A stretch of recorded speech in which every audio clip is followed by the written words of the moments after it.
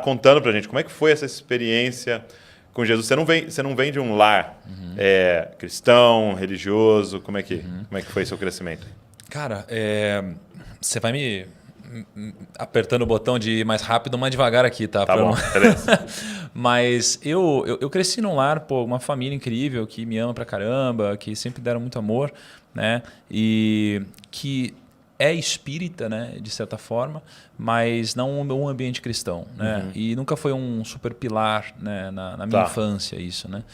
E conforme eu fui crescendo, eu não tive, né, muita reflexão em relação à espiritualidade. Eu foquei no meu trabalho, né? Eu sempre fui um cara muito trabalhador, muito workaholic. Eu era garçom, eu era barman, eu trabalhei muito. Aí eu empreendi, vendi meu negócio, comecei a falar na internet. Então, um pilar muito importante sempre foi os negócios na minha vida, né? Até que de uns tempos para cá, mais ou menos 3 anos para cá, um pouco menos do que 3 anos para cá, eu comecei a ter alguns primeiros contatos, né? Só que não foram contatos motivados por, de fato, me encontrar com Deus, por exemplo. Entendi. A minha motivação foi outra. Olha como Deus funciona, né? A minha motivação foi dinheiro. Olha só. Né? Que então, é o seu assunto. É o meu assunto, né? Só que, só para já deixar claro, o dinheiro não necessariamente é uma coisa ruim. As pessoas podem tratar isso como uma coisa ruim ou como uma coisa boa que vai ajudar outras pessoas. Quantas doações eu fiz, quantos projetos eu não tirei do papel e ajudei pessoas, inclusive instituições religiosas, né? Então, o dinheiro permite tudo isso. Então, no meu caso, olha que interessante. Meu primeiro contato foi lendo Provérbios, né? Porque um grande amigo em comum nosso, o Brunet, que aliás a gente se encontrou numa situação inusitada. Conta um pouco dessa situação, porque eu vi você compartilhando, eu achei incrível assim, a forma que Deus vai conduzindo as coisas. Né? Deus é incrível assim, como acontecem as coisas. Mas eu e a Camila, né, a gente foi convidado para ir num casamento da irmã de um amigo nosso. Então, esse amigo era um grande amigo, essa pessoa ela se tornou depois uma grande amiga, a gente tinha algum contato, mas nosso relacionamento era com esse nosso amigo. Né? A gente foi convidado para ir no casamento dela, em Portugal. E aí a gente voou para Portugal. Quando chegou lá, o nosso amigo não tinha ido. No casamento da irmã. No casamento da irmã. Né? Assim, deram alguns problemas e como Deus funciona, tudo depois você percebe que você vai ligando os pontos. A gente chegou lá, passou uma semana, né, com uma família incrível, mas que a gente não tinha tanto contato antes. E aí eu percebi 2 anos e meio depois porque esse casamento aconteceu. Né? Nesse casamento eu recebi uma mensagem do Thiago Brunet. E ele também, por algum motivo, estava em Portugal, estava em Algarve, no mesmo lugar que eu estava. Não era nem Lisboa, né? Não era nem Lisboa, cara. Um lugar óbvio, né? Assim, de estar em Portugal, vamos dizer assim. Exato, era um lugar pequenininho, cara. Em Algarve, assim, distante. A gente se encontrou em Algarve, né? Ele me visitou no hotel. E aí eu lembro que lá eu dei uma mentoria de negócio para ele. E ele me deu uma mentoria, né? Até então, sobre Bíblia. Okay. Só que Bíblia era algo, para mim, muito difícil de digerir. Eu era aquele tipo de pessoa que eu nunca leria uma Bíblia. Né? Por quê? Porque, para mim, falar Bíblia já vinha com uma carga da minha vida inteira. Né? Talvez de formas erradas que tenham sido apresentadas a mim, esse tema. Né? Então, já vinha uma coisa estranha. E quando ele abordou talvez do único jeito que ele conseguiria entrar no meu coração. Ele disse o seguinte, falou, Thiago, você estuda sobre dinheiro, você trabalha com isso, é finanças, não é? Sabia que uma das palavras mais citadas na Bíblia é dinheiro? Eu falei, você está brincando. Na minha cabeça leiga de quem nunca tinha lido a Bíblia, como assim dinheiro? E eu estudo muito os bilionários. Assim, eu estudo muito as pessoas de sucesso para entender porque que elas atingiram sucesso. Poxa, nos últimos anos devo ter gravado com uns 60, 70 bilionários no Brasil. Assim. E ele falou, sabia que o mais rico de todos eles escreveu vários livros? Esse cara chamado Salomão, e estão na Bíblia? Eu falei, você está de sacanagem. Ele falou, lê Provérbios. Então, meu primeiro contato com isso foi Provérbios. Okay. Né? Então, veja que não foi uma motivação espiritual. Né? Porque a gente, até uma chave importante aqui, a gente não consegue saber quais são exatamente os planos de Deus. Né? Assim, a gente não consegue ligar todos os pontos. Então, eu tinha minha limitação, comecei a ler a Bíblia, e eu comecei a ver que aqueles provérbios eram muito importantes. Eles faziam muito sentido para a nossa vida. Né? São conselhos muito valiosos. E eu, imediatamente, quando eu comecei a ler provérbios, Douglas, eu achei isso tão profundo, que eu não conseguia passar do primeiro capítulo. Porque eu olhava para aquilo e falava, cara, eu já li trocentos milhões de livros de mentalidade, de sei lá o quê. E parece que esse capítulo já tem tudo que eu já li na minha vida.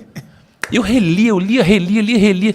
Cara, os inexperientes, os jovens, os sábios, é o discernimento. Não sei o que. Eu falei, cara, eu não tô acreditando, tá tudo aqui é tão profundo. Aí eu falei, quer saber? Eu vou me desafiar.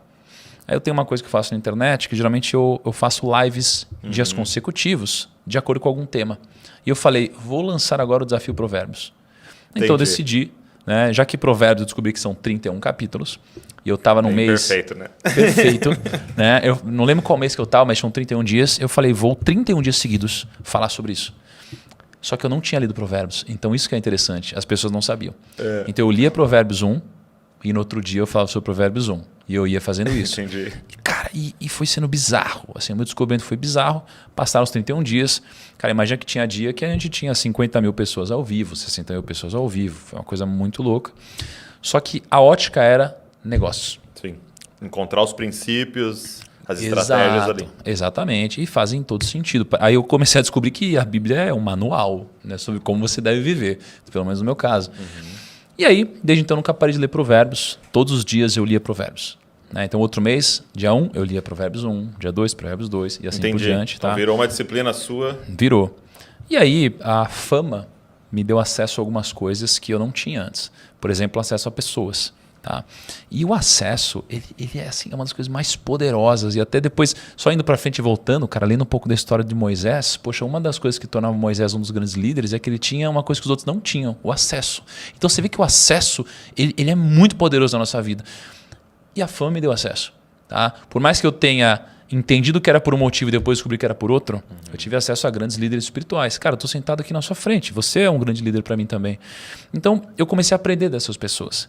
Né? E uma delas foi o Thiago Brunet, né? Uma pessoa que teve uma fundamental importância, né, na minha transformação. E conversando com ele, cara, ele sempre ia abordando sobre Deus, temas ligados a Deus, respostas das quais eu não tinha ideia de como responder, coisas difíceis, princípios. Eu admirava muito isso, né? Não só ele, mas várias outras pessoas ao redor. Mas um dia na casa dele, ele me fez um desafio. Ele falou, Thiago, e eu descobri depois que ele fez isso, porque ele falou com Deus e falou, Deus, não aguento mais falar com ele sobre esse assunto. Ou você bota Deus no coração dele, eu não tenho mais o que eu fazer, não vai falar com ele sobre o assunto. E aí ele falou o seguinte, falou, Thiago, chega em casa e faz um desafio para Deus. Fala, Deus, se você existe mesmo, me dá um sinal em 7 dias.